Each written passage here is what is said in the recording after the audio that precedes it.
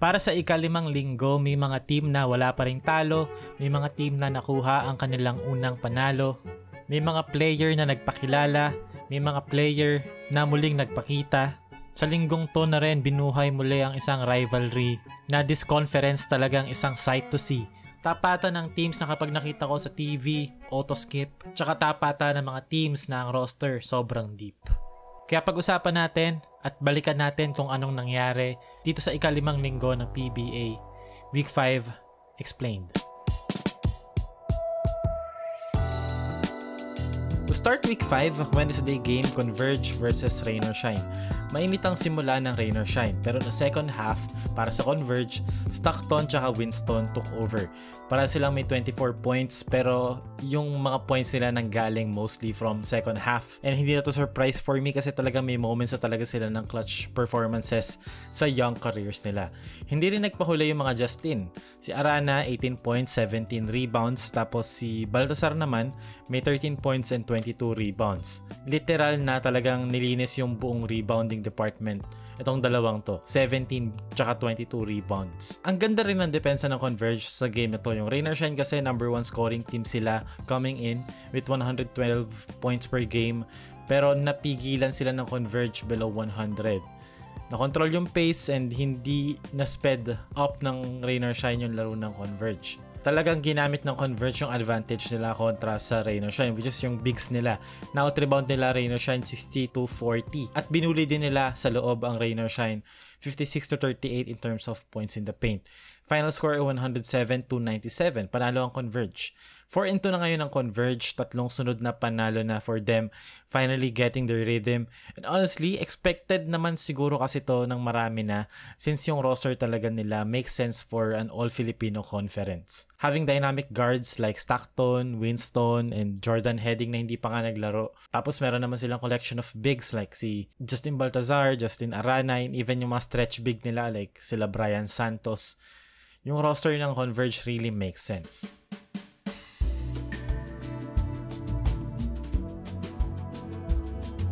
Gagamitin ko na tong opportunity na to talk about Converge's big men.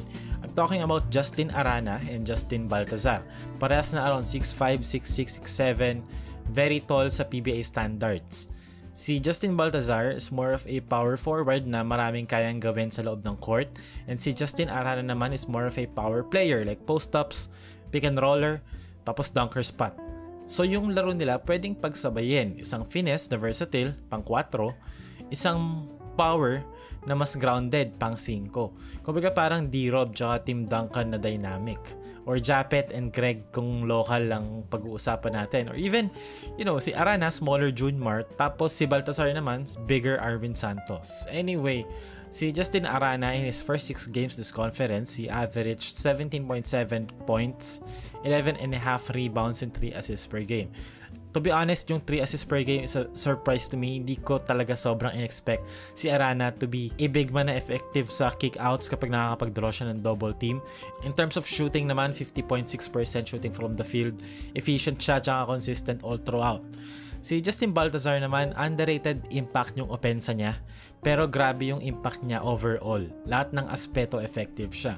Roughly 35 minutes a game, he averaged 14 points, 13.8 rebounds, and 2.8 assists per game sa unang 6 na laro niya this conference. In terms of shooting, 48.4, medyo mababa for a big man, pero again, is more of a 4 kasi. Forward talaga siya. And from the outside naman, kahit low volume, pumapalo siya ng 37.5% from 3. Pero ang pinaka-scary kasi sa lahat ng to, hindi lahat ng teams may ganitong klaseng big men. Kumbaga yung supply ng ganitong mga klaseng big men sobrang scarce. Hindi madali makakuha. Pero ang Converge meron silang dalawa. Both can rebound, score, defend, and even pass out of double teams. Pang matchup nightmare talaga. Kung magtutuloy-tuloy ito, mas magiging delikado ang Fiber Xers moving forward. And pwedeng sila yung maging dark horse this conference. Sumunod na laro ay Ginebra kontra Northport.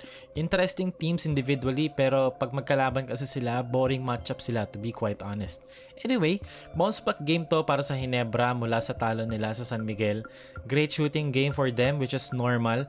Inconsistent naman talaga kasi sila. They're going to have bad shooting nights and then great shooting nights like this. Ganun silang ka-inconsistent. It's either, hindi makashoot or hindi sumasablay.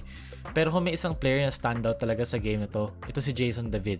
Kaka-activate lang sa kanya the same day. After niya maging naka-reserve lang ng matagal, nung nagka-opportunity, nilaro agad siya nung napasok siya sa roster and grabe agad yung pinakita niya. 25 points in 21 minutes.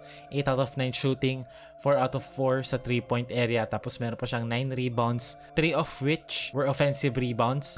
Tapos meron pa siyang 3 assists. Siya yung tipo ng player na try hard in the best way.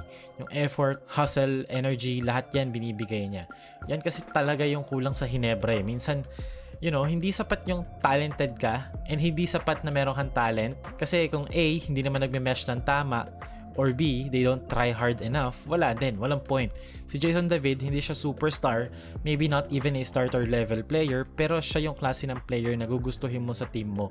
Whether 30, 20, 10, or even walang minutes. Pero kung magtutuloy-tuloy ito, di ba, hindi natin alam, baka siya yung maging spark na hinahanap ng Ginebra na ang tagal-tagal nang nagkukulang sa kanila. After this blowout win kontra sa Northport, 2-1 na ang Ginebra sa standings. Nanalo sila sa game na to, 106-131. Next game ay NLEX versus Blackwater. Sa game na to, ang leading scorer ay si Robert Bolick with 20 points, 7 rebounds, and 6 assists. Very low scoring game, pero panalo ang NLEX 80-72. And after this win, 3 na ang panalo nila. For this conference, overall 3-1 sila. Very quiet yet solid conference so far para sa NLEX. Sumunod sa Friday set of games ay TNT kontra Phoenix. At this point, TNT looks lost. Wala pa rin silang panalo after 3 games. The first time nila mag 0-3 since the year 2000 according to Fidel Mangonon. Sa kabila naman, Phoenix looked sharp. Bumawi agad sila after getting blown out by Magnolia. Ang nanguna ay si Jason Perkins with 27 points, 6 rebounds, and 3 assists. Maaga pa lang kontrolado na ng Fuel Masters yung laro, habang ang TNT naman struggled with scoring and defending as well.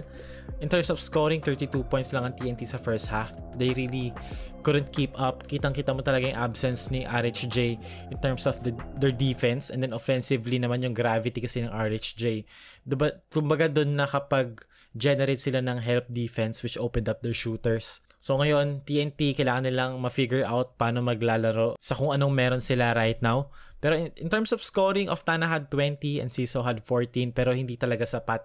Hindi sila cohesive tignan as of the moment, and wala yung rhythm na usual sa TNT offense. Final score ay 95-81. With this win, Phoenix is now 2-3.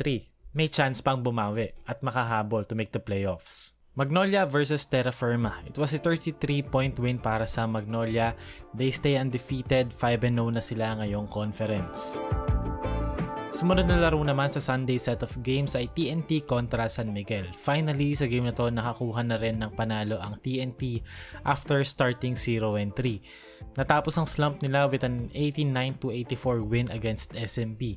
Calvin Oftana led the way with 23 points, 21 rebounds, and 6 assists.